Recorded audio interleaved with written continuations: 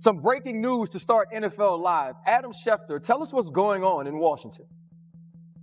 RC, Terry McLaurin and the Washington Commanders have reached agreement on a 3-year deal worth up to $96 million. McLaurin was entering the last year of his contract and obviously looking for a raise. The two sides have been discussing a deal. We are at August 25th. The season opens next week. The Commanders are busy getting ready for the regular season opener against the New York Giants. McLaurin hasn't practiced this summer, and if there were a time to get a deal done to keep alive his chances of playing in that regular season opener, this would be it. This morning, they reached agreement on a deal that will end his hold-in, allow him to get back on the practice field, and means he'll suit up week 1. Welcome to NFL Live. The voice you just heard and the face you just saw was Adam Schefter. I'm Ryan Clark, your host today. Phil Yates and Dan O sitting with me. Dan O, listen, I've been working with you this entire offseason, and you talked about how important it was to get Terry McLaurin signed, not only for the Commanders, but for their young quarterback, Jayden Daniels. What do you think of the deal? Massive, needed. You weren't a real contender in the division without Terry McLaurin. I also think just bring it to the football field. This offense without Terry McLaurin was playing in red zone spacing in the open field. Meaning, when you play down in the red zone as an offense, everyone talks about how the field gets shrunk down. The defense only has to defend 20 yards of depth, 30 yards of depth. It would have been the case in the open field without Terry McLaurin like that. Teams would just have played so much closer to the line of scrimmage. Now, with Terry back, you get the vertical presence of your offense back. Jayden Daniels' rookie season that we saw with so many of those magical throws downfield, not only the clutch ones, but that connection. It also allows Debo to live in Debo's role. It also allows the Luke McCaffrey to live in the Luke McCaffrey role. So the impact that he has on this football team and its ability to win games, I think is on par with the Jamar Chase and a Justin Jefferson because of the way that he allows that offense and specifically Jayden to push the ball downfield. One more football note. You said they were playing with red zone spacing right now. Now they can go back to normalcy, but in the red zone, he also was their best player by far last season. Last season, when Jayden Daniels targeted Terry McLaurin in the red zone, he was 12 of 14, 9 touchdowns. Wow. That's bonkers, silly video game numbers. On top of the football impact, I think we all know this, and I've talked about this throughout the offseason. He's on the short list, if not the most respected player in the entire locker room. This is the kind of guy that could one day win the NFL's Walter Payton Man of the Year award. That's the kind of respect that Terry McLaurin has around the league. It's not easy to deal with any contract negotiation. It's especially difficult when this is a guy who has been through so much and been sort of the exemplary part of the locker room. Obviously, Jayden Daniels' arrival has totally changed the trajectory of this franchise, but Terry McLaurin was the kind of player that did everything right during the most difficult times for Washington RC. This was a must-do to get done. I'm glad they found some middle. Yeah, for me, it's about common sense prevailing, about understanding what Terry McLaurin means to this team, not only with his production and what we see on the field, but what he means to this team in the locker room, how he helped a young Jayden Daniels become the offensive rookie of the year. And the one thing you don't want is to have this team set back by not signing one of their best football players, but also one of their best people. And if you're the Washington Commanders, you're trying to figure out how to make back-to-back playoffs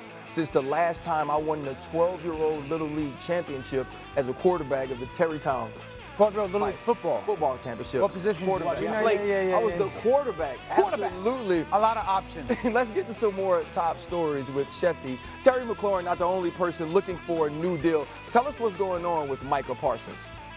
Micah Parsons also would like a new deal, but he and the Cowboys have not discussed one in months. And once again, Micah Parsons not at practice again today. The Cowboys open their season a week from Thursday night, and it doesn't look like Parsons will be able to play. And if he does, he would be limited at best with the fact that the two sides have not been able to get a deal done, and Parsons hasn't practiced all summer. Meanwhile, the Bengals and Trey Hendrickson at least have some dialogue going. They recognize the time on the calendar it is. We'll see if the two sides can figure out a way to get a deal done. They've been trying to get a deal done for the better part of 2 off seasons and really 4 years. If you really look at it, no deal yet. We'll see if they can find a way. And just in to ESPN's NFL Live, the Houston Texans are not going to activate Joe Mixon by Tuesday's 4 p.m. Eastern deadline. He will be moved to the non-football injury active list. Well, basically, he cannot play the first 4 games of the season at least. Now, this has been a very mysterious injury.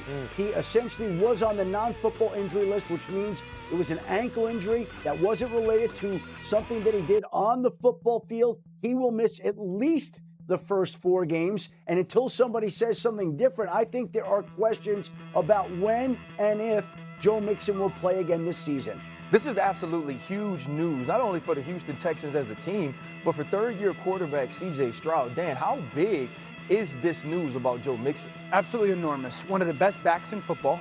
This is an offense down in Houston that is, to your point, third-year C.J. Stroud, breaking in a new offensive coordinator, Nick Caley, and relatively 5 new offensive starters as a group together. So to not have the premier back attached to that is a big deal. Second of all, we've worked with him long enough. If Schefter is saying something about the uncertainty of if post the 4 games, there's that makes me give a lot of hesitation to what Joe Mixon's future is like going to be after those 4 games. Yeah, and what scares me about this is Joe Mixon was so important to this team, the physicality that he played with, even on a team that wasn't great up front last year. And so now you're thinking about C.J. Stroud, who has all of these weapons on the outside. That play action game to me is going to be a huge part of his success, and I think it takes a big hit without having Joe Mixon on the field. You don't know if it's going to be 4 games or more, but for the hopes of DeMeco Ryans and his team, you definitely hope he's back sooner than later. Let's get to some Week 3 preseason play. We have Dillon Gabriel versus Shedeur Sanders. I mean, I thought it was the Cleveland Browns versus the Rams. Team versus team. Hey, listen, we're going to start out with Dillon Gabriel in the 2-minute. This is going to be a great throw. He's going to go up top then. What do you see from Dillon Gabriel here? His timing and anticipation really has started to show out on the 3rd downs. The ball comes out before the receivers are looking for it, and that leads to those guys being comfortable with yards after the catch. And the vision that he displays, pretty strong. You're extremely sharp during his time. What does Shedeur Sanders need to do different here? Yeah, you saw in the Carolina game, he had a similar situation where he moves and then throws the touchdown. We saw a lot of this against BYU in the bowl game. That's a 24-yard sack, but the Cleveland Browns do win the game 19-17. Derek Carr questioned the Browns' decision to pull Sanders late in the 4th quarter. He tweeted, "I need to understand why we don't get to see Shedeur Sanders run this 2-minute drill. Wouldn't you want to see your young QB operate in this situation, get him more reps for the future? I didn't see the whole game, so maybe he already showed enough. Help me understand this." The questioning of Stefanski continued during his press conference availability on Sunday. Can you address this sort of persistent narrative that you're trying to sabotage Shedeur Sanders, especially after yesterday and not putting him in for the 2-minute? Yeah, obviously, I don't concern myself with outside type of things, but I'm committed to his development, just like all of our rookies. So we'll continue to focus on getting our guys better, and that's what we'll stay committed to, and that's what's important to me. Dan, one thing that sticks out to me, he says, continue to focus on Shedeur's development and all of our rookies. One of those other rookies is Dillon Gabriel. What did you think about the way both of those guys were utilized in this game? They were both given the opportunities that kind of where they were slotted when it comes to their draft selection, and probably their practices have warranted. I think what you saw was one with some bad habits and traits showing up, and then with good habits and traits. This is Shedeur in the fumble. The receiver in motion is going to get open at the top of his break. Ball's got to be out right now. That's NFL timing. That's NFL windows. He holds on to it. It leads to a sack fumble. That's something that he's going to have to grow and develop of understanding how quickly it happens. This one, the defense wins the rep. They call it bootleg. The defender's there. It's 1st down at the 48-yard line. Instead of throwing it away, we run for a 3-yard loss, and it becomes that 2nd and 12 and a half, 2nd and 13. Okay, now we're 2nd and 13. The ball should get out to the tight end. But now we're running around trying to dance, and again, it's a loss of yardage of 6 yards, and we're hurting the football team. This is Dillon Gabriel, 3rd and 10. The backer up top right near the hash is going to trigger. Look how quickly he plays. Sees that guy vacate. He wants to be in between those 2 second-level defenders with the ball placement to tight end. He knows that the tight end's running that 10-yard hook route. Ball's out now. Receiver's not looking for it, guys. This is the anticipation, the NFL timing that matters. That ball is out before that receiver's open, and it's out of his hands in 2 seconds. That's how you minimize the pass rush. This is that thrash sail route, bottom of the screen. You're going to want to throw that deep corner. It's 3rd and 6. 1, 2, 3, hit. The ball's coming out of his hands in 2.3 seconds before Thrash is running that route, and he flattens it. And I always say this. You can have anticipation without accuracy, and you can have accuracy without anticipation. It won't make you good. And you have the anticipation and the accuracy. Gabriel has that at the NFL world right now. Right now, Shedeur doesn't. He's just got to grow and develop to get that. Yeah, specific to this game, because we have seen some bright moments from Shedeur Sanders during the preseason and some not so bright moments from Dillon Gabriel throughout the preseason. But this looked like the bad stuff that we saw from Shedeur at Colorado, the very good stuff that we saw from Dillon Gabriel at 3 separate college stops. Shedeur Sanders did not play with nearly enough urgency. He took more sacks than any other FBS quarterback last season. Level of escapability as other quarterbacks that we are going to see on Sundays this fall. As for Dillon Gabriel, every play that he ran in college football was multiple options within one play. And he's showing that in the NFL, that he can play with a great sense of urgency and make decisions fast enough to move the sticks. Yeah, I think the big thing is this was never Dillon Gabriel versus Shedeur Sanders, right? This is each player versus themselves. How do they individually process and progress throughout training camp? And if you watch this game and you really tap into the film the way Dan just did, you understand that at least right now, Dillon Gabriel is a step ahead of Shedeur Sanders, which is probably why the depth chart read the way it did headed into this game. And Shefty, we all know that you're tapped in more than anyone. What are you hearing about this depth chart and the way it'll shake out at the start of the season? Well, RC, we know that Joe Flacco is going to start the regular season opener against the Cincinnati Bengals. We also know that Kenny Pickett has not been operating at full strength due to a hamstring injury. Dillon Gabriel has been drafted ahead of Shedeur Sanders and at times has looked more impressive in the preseason than Shedeur Sanders. So you would think going into that regular season opener that Flacco would be one, and I think there's a real possibility that Dillon Gabriel could wind up serving as the backup quarterback on opening day. We'll see how Pickett's hamstring is feeling if it allows for him to be the backup, but those would be the guys you'd be looking at as the backup. Yeah, there's still a lot of things to get figured out for the Cleveland Browns and their quarterback situation. This is something that Caleb Williams' final numbers Friday night were solid. He finished 11 of 15, 113 yards, and a touchdown pass. But new head coach Ben Johnson did not like what he saw, especially early on in the game. He addressed it post-game. Offensively, first 2 possessions was really sloppy football that has plagued us in and out of camp so far, and unfortunately that's what we got here tonight. Good news is we'll be able to look at this tape and coach it up with our guys, and I think it's out of our system hopefully for us going into the regular season. Dano, did you have the same level of pessimism? To urge people to not do is make their decision about whether this marriage is going to work the minute we see them on the field in 2 weeks from today in September. Monday Night Football, right? This is going to take some time because the Bears have talked about overloading Caleb Williams with as much as they possibly could early on in training camp, seeing what works and seeing what he can develop, and then taking all of the information, the snapshot of August, and turning it into September progress. I would say on the whole, wasn't perfect.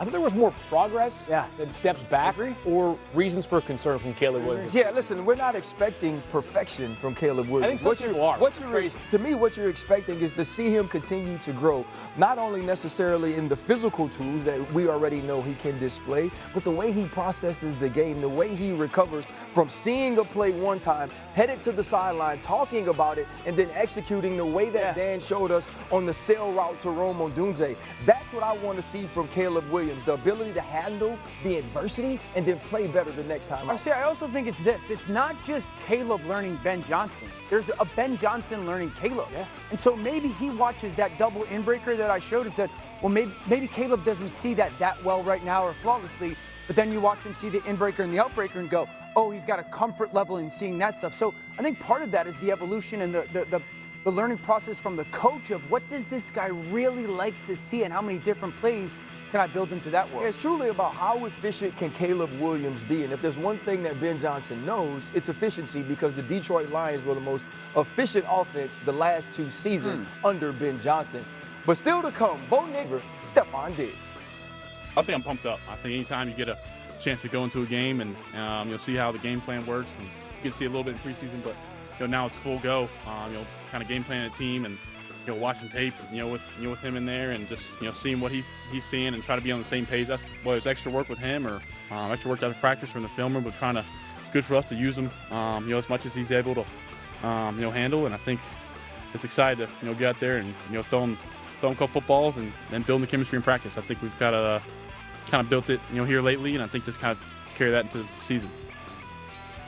Drake Maye with some youthful exuberance. Let's dive a little deeper on some of these second-year quarterbacks and see what's on trend. We start with Drake Maye in New England, who pretty much has a brand new offensive line this season, right? 8 new offensive linemen, 4 of them likely starting in week 1. The Pats ranked second worst in pass block last year. So, Phil, the trend of this O-line, does it continue? Yeah, I think it gets better. I think it has a chance to get closer to league average. I'm not as concerned about the tackle duo. I think there's 2 solid pieces in place there. I want to see the Patriots tap into Drake Maye's legs this year to help out his offensive line. When a defense thinks there is a threat for the quarterback to run, it just allows them or forces them to rush a little bit differently. Drake Maye, of course, an outstanding scrambler when given the chance to tap into his lower half. Okay, let's go to Minnesota, where we talk a little bit about J.J. McCarthy. He will be the 3rd starting quarterback under Kevin O'Connell. The first 2 fared pretty well. Kirk Cousins in 2022 and Sam Darnold last year. Both started every single game that year. Both won at least 13 games, and both made it to a Pro Bowl. Dio, do you expect KO to get that same sort of play out of J.J. McCarthy? I very much so do. One, because J.J.'s skill set is custom-made to be in this offense when it comes to the play-action game. The other element is this offensive line is very good, and they have, when healthy, a plethora of weapons. Athletically, he's perfect for what they want to do. The one thing that is going to be the determining factor between him lighting it up and reaching those levels is his arm is plenty strong to drive the football. How much does he grow in some of those touch throws up over those second levels will determine how good he becomes this season. All right, let's take it to the A-Town and talk a little bit about Michael Penix. We didn't get to see Michael Penix a ton last year, but one trend stood out above the rest. Look at how much he valued pushing the football down the field, showing that strong arm. 14% of his throws, and that ranked 4th in the NFL. Cousins ranked 34th in that category. Adam, how hard will it be to keep this trend going for Michael Penix Jr. with some of the issues they have on the O-line? Well, RC, keep in mind, Caleb McGarry is out with a knee injury. Could be 6, 7, 8 weeks, but it sounds like it's going to be, in the words of the Falcons, significant time. He plays right tackle. He protects Michael Penix's blind side, and the player that backs him up is Storm Norton. He's now out for 6 to 8 weeks, so they are missing 2 tackles that would protect Michael Penix's blind side. That could be a potential issue for the Atlanta Falcons. Bo Nix came straight out of Oregon balling. Last year, he led all rookies in passing yards and passing touchdowns. His 29 pass touchdowns were also 6th most among all NFL quarterbacks. The Broncos made their first playoff appearance since winning the Super Bowl in Super Bowl 50. Dan, looking at this trend and this good play of Bo Nix, do you expect that to continue in his second year? I do. One, Denver as a football team has the best combination of offensive and defensive lines in that conference, if not for Baltimore. That's how good this football team is going to be, and we talked about the defense. That offensive line will be a top 5 offensive line in the NFL. I think the 2 things that I'm most interested about with this offense. One, Sean Payton has talked about the Joker for his offense, right? And that's the addition of Evan Ingram. Think of Jimmy Graham with the New Orleans Saints. And RC, you know this. The thing about it is Evan really came onto the scene a ton in Jacksonville as a touches guy. They would just get him, find ways to get him touches, and he was really good with the ball in his hands. But the Joker role that Jimmy Graham played for Sean Payton was extend him out, get him those one-on-one opportunities, and it's twofolded. One, gather information for the quarterback. Is it man or is it zone? By who's defending him? Is it going to be cover 1 or cover 2 safeties, okay? And then 2 is you got to win the matchup for it to really have a benefit. Evan Ingram necessarily hasn't dominated that role, so I just want to see what's the evolution for him in this new role with Sean Payton and that Joker. And then Franklin.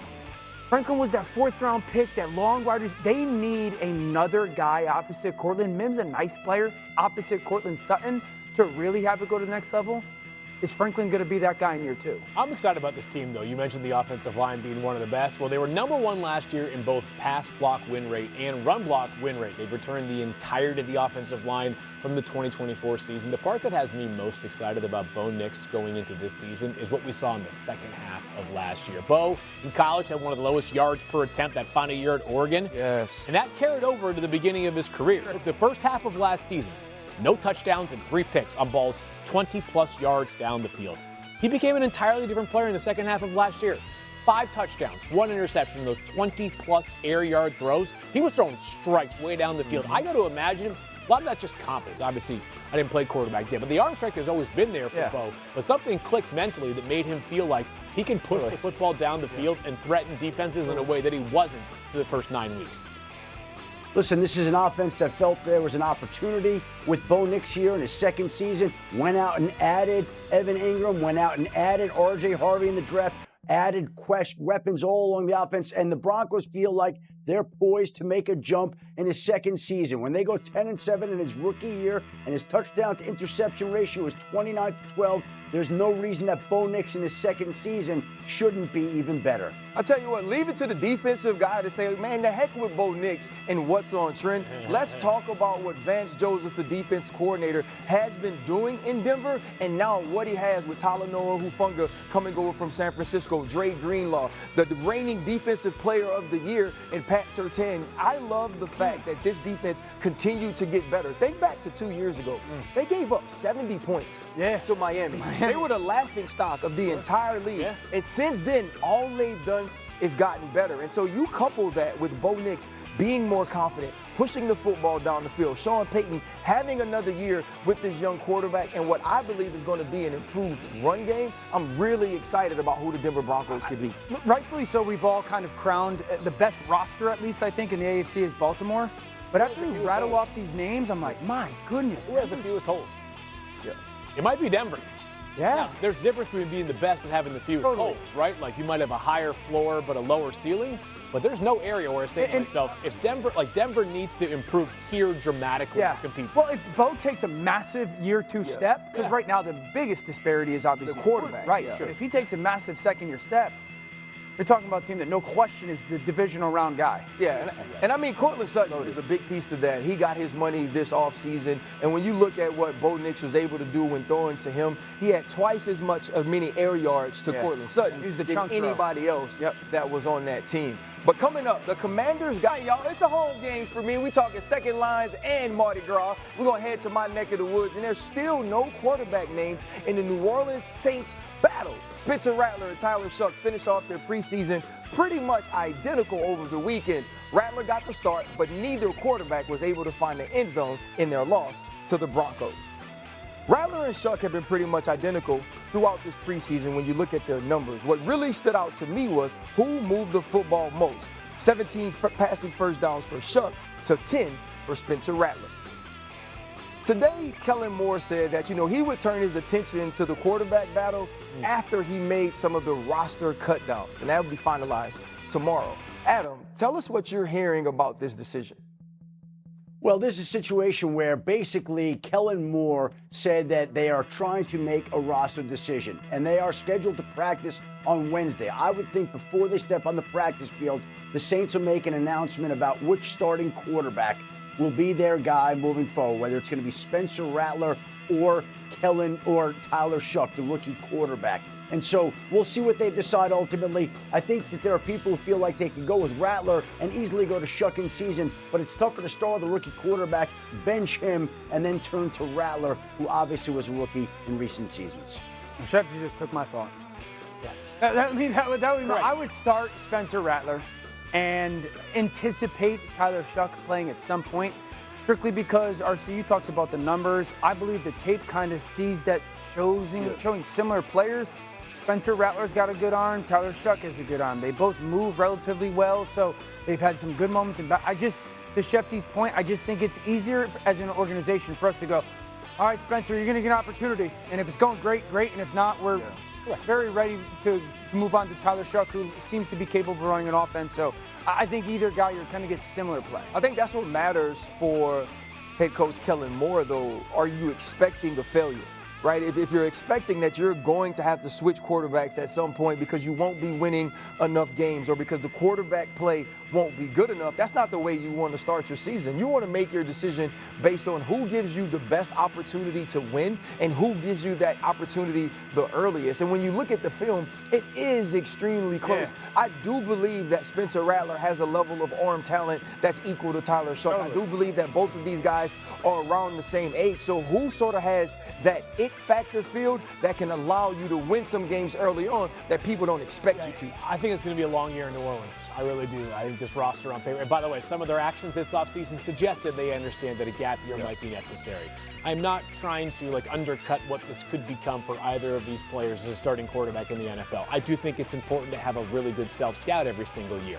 You got to be mindful this could be a long year, and there's a good 2026 quarterback class coming around the corner as well. We're going to see a couple of them face off this upcoming Saturday night where RC's LSU Tigers and Garrett Nussmeier face off against Cade Klubnik and Clemson. In the real game. Tigers in the real Death Valley field. But it is I just think you have to and I feel the same way about the I feel that same way about the Cleveland Browns right now. Is that one of the most? So I think it's important to get an exhaustive scouting report on Tyler Shuck this upcoming season. Doesn't have to be right out of the gates. I also acknowledge that not great infrastructure around him to thrive this upcoming season. So I just think it's an incredibly important process to go through, Dano, but I do think this is going to be a long year either way. Yeah, so for Kellen Moore, the challenge is going to be, do you share the message to your team of we are playing the guys that are going to give us the best chance to win, but also not getting what you're talking about, babyface, is with that full evaluation of these guys. Because you take a step back and be like, okay, Spencer Rattler, you should get 9 starts, and Tyler Shuck, you should get 8, or flip-flop it, whatever, because they seem similar players. That seems to be the best way to go about it for the long term, but you as a coach, dangerous world when you go, we're going to play the best guy, but also we're starting to evaluate what we look like in the future. Yeah, and I think if you're Kellen Moore, you're just trying to figure this thing out, and it seems like that's the exact same thing that the Dallas Cowboys are trying to figure out. So still ahead, the Cowboys and Micah Parsons, they really aren't seeing eye to eye. So which side blinks first in this game of contractual chicken? Adam has the latest. And I'll tell you what, I didn't say this. Dan said he's tired of wearing white boy pants, and he actually bought some jeans this weekend. First pair of jeans bought in 20 years. I think that these pants aren't as white boy as his belt.